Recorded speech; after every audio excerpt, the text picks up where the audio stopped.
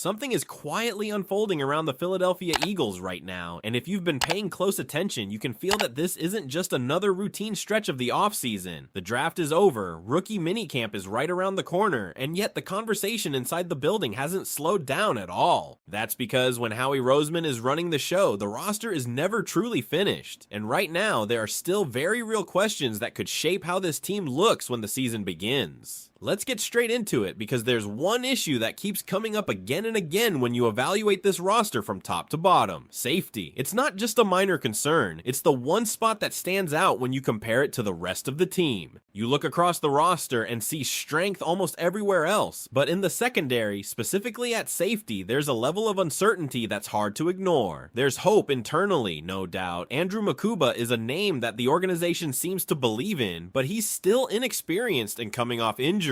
That combination alone introduces risk. Then you look at Marcus Epps, a player who brings toughness and effort, someone coaches like because of his mentality, but is he enough on his own to stabilize the position? That's where doubts start to creep in, and when you start digging deeper, the picture becomes even more complicated. Michael Carter is being looked at as a possible transition piece into a safety role, but that's not a small adjustment. Moving from nickel responsibilities to being the last line of defense is a completely different challenge. It's not just about athleticism, it's instincts, awareness, communication. That's a big gamble for a team that has championship expectations. Now, here's where it gets interesting. The Eagles know this. They are fully aware that this position could become a problem if left unaddressed. That's why there's already talk about potential moves, about looking at teams with surplus talent, about possibly making another deal before the season even starts. Names are being discussed internally, options are being evaluated, and history tells us that this front office is not afraid to act if they feel a weakness could cost them games. Because that's the reality in today's NFL. The margins are razor thin. One missed assignment, one blown coverage, one lack of communication on the back end, and suddenly a game swings in the wrong direction. And for a team with Super Bowl aspirations, that's not something you can afford. But here's the twist in all of this. Safety might be the most obvious concern, but it's not the only one quietly being talked about behind the scenes. There's another issue, one that doesn't get as much attention but could be just as impactful when the season is on the line: the kicker position. We're talking about Jake Elliott, and this is where things get uncomfortable because he's been a reliable name for years. But when you look at the numbers recently, there's a clear trend that can't be ignored. His accuracy has dropped, especially from long range. The confidence doesn't look the same, and in a league where games are often decided by a single possession, that becomes a serious concern. Think about it. How many times do we see teams lose critical games because of missed kicks? It happens every single year, and when you go back and reflect on moments where special teams could have made a difference, you start to realize how important consistency at that position really is. The difficult part here is the financial side. Contract structure and dead cap implications are playing a role in why no immediate move has been made. But if struggles continue into the early part of the season, especially in high pressure moments, the Eagles may be forced to make a tough decision regardless of the cost. And that brings us back to the bigger picture. This is a roster that in many ways is built to compete at the highest level. There's talent, there's depth, there's coaching structure. But the difference between a great team and a championship team often comes down to how well you eliminate weaknesses. Right now, the Eagles still have two areas that could potentially hold them back: safety and kicker. And if those issues aren't addressed or don't improve internally, they could become the reason why a promising season doesn't reach its full potential. So as we head into rookie minicamp and move closer to training camp, keep your eyes on those positions. Because if a move is coming, it's going to come from recognizing exactly what we're talking about right now. And that's the question I want to leave you with. Do you trust the current group at safety and kicker to hold up in big moments? Or do you think the Eagles need to make another move before the season begins? And that's where the conversation starts to shift from identifying the problem to understanding just how aggressive this front office might be in trying to fix it. Because if there's one thing we've learned over the years, it's that Howie Roseman doesn't sit still when he sees a gap on a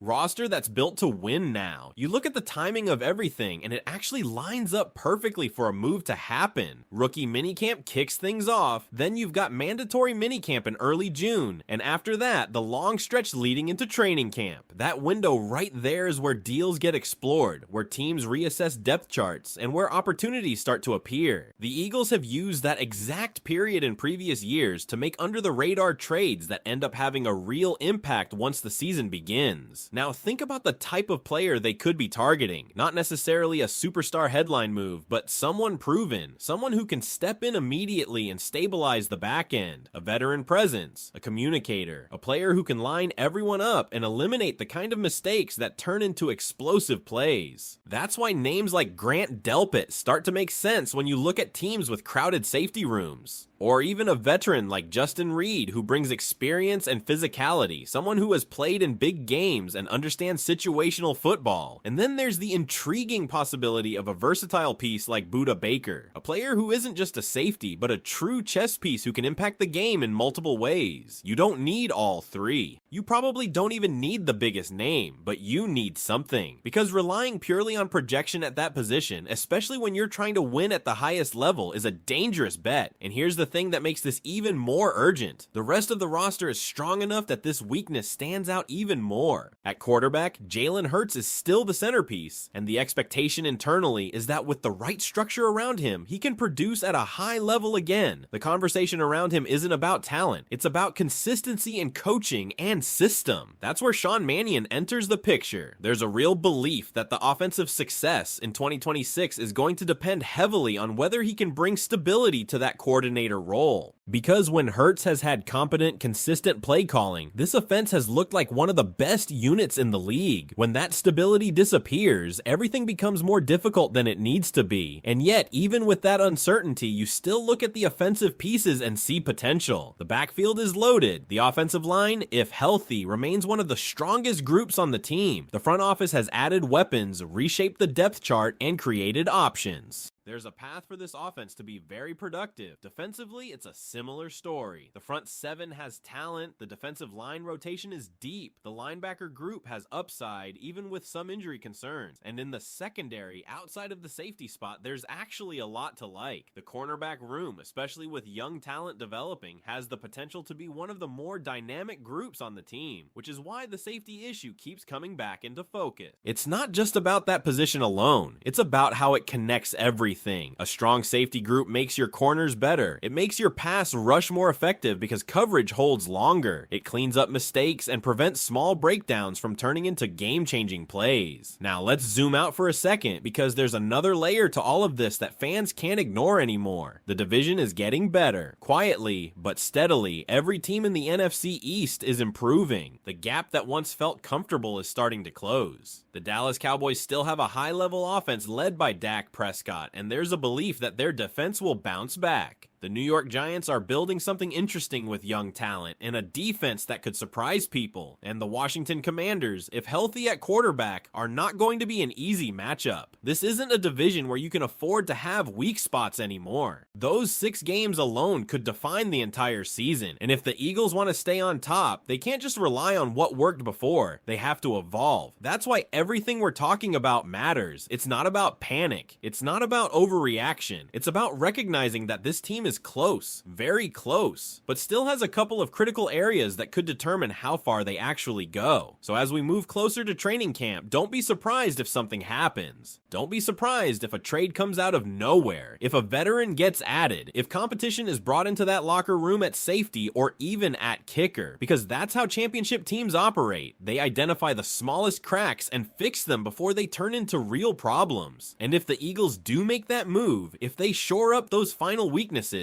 then you're not just looking at a playoff team, you're looking at a team that can realistically push all the way. And even after all of that, there's still one layer that hasn't been fully talked about yet. The internal competition that's about to take place, and how that alone could reshape expectations before a single preseason snap is played. Because once rookie minicamp and then full training camp begin, everything we're discussing right now stops being theoretical. It becomes real. Players like Andrew Makuba won't just be potential options anymore. They'll be tested, evaluated, and exposed to the speed and complexity of NFL systems on a daily basis. And that's where we'll find out very quickly whether the confidence the coaching staff has in him is justified, or if that belief was more projection than reality. The same goes for Michael Carter, if that transition to safety actually becomes a serious plan. It's one thing to discuss versatility on paper, but it's another thing entirely to execute it against starting level competition. Every rep in camp is going to matter. Every mistake is going to be magnified. And for a team with expectations like this, patience runs thin very quickly. And don't overlook the ripple effect this has across the defense. Vic Fangio, known for his structure and discipline, builds his schemes from the back end forward. If he doesn't trust what he has at safety, it changes everything. How aggressive the pass rush can be, how corners are asked to play, even how linebackers react in coverage. One weak link doesn't just stay isolated, it forces adjustments across the entire unit. Now flip that to the offensive side for a second, because there's a parallel pressure building there too. Jalen Hurts isn't just entering another season, he's entering a season where expectations are once again rising, and stability is being demanded. The constant changes in offensive coordinators over the years have created inconsistency, and now with Sean Mannion stepping into a key role, there's going to be immediate scrutiny. If the offense clicks early, everything calms down. But if there are early struggles, if timing looks off, if production dips, even slightly, you already know how fast the conversation shifts. And that's where the margin for error becomes incredibly small, especially when you consider how competitive the division has become. Because, make no mistake, the Philadelphia Eagles are no longer the team quietly building. They're the team everyone is chasing. That changes how opponents prepare. That changes how games are played. Every weakness gets targeted, every tendency gets studied, and every close game becomes a test of execution in critical moments. And that brings us right back to the core of everything we've been discussing. Late in games, when everything tightens up, when one possession decides the outcome, who do you trust? Do you trust the safeties to prevent that deep shot? Do you trust the kicker to convert under pressure? Do you trust the system to hold up when adjustments are needed on the fly? Those aren't hypothetical questions. Those are the exact scenarios that define seasons. So while a lot of fans might look at this roster and feel confident, and there's reason to feel that way, the reality is that the difference between a deep playoff run and falling short often comes down to the exact areas we've been breaking down. And the most fascinating part of all this, we're about to get answers, not in headlines, not in speculation, but on the field in real time as this team starts to come together. And if you really sit with that question for a moment, it forces you to look at this team in a much more honest way, not just through optimism, but through the lens of what actually wins championships in the NFL. Because talent alone isn't enough. We've seen stacked rosters fall short before. What separates the teams that finish the job is precision, depth in the right places, and the ability to eliminate weaknesses before they get exposed on the biggest stage. That's exactly where the Philadelphia Eagles find themselves right now. Close, very close, but still with just enough uncertainty to make things uncomfortable. And here's what makes this situation so intriguing. The front office knows it too. This isn't a scenario where the Eagles are guessing. They've evaluated every snap, every trend, every number behind the scenes. They understand the drop-off in consistency from Jake Elliott. They see the inexperience and injury concerns tied to Andrew Makuba. They know exactly what relying on projection instead of proven production can lead to when the pressure is at its highest. So the question isn't awareness, the question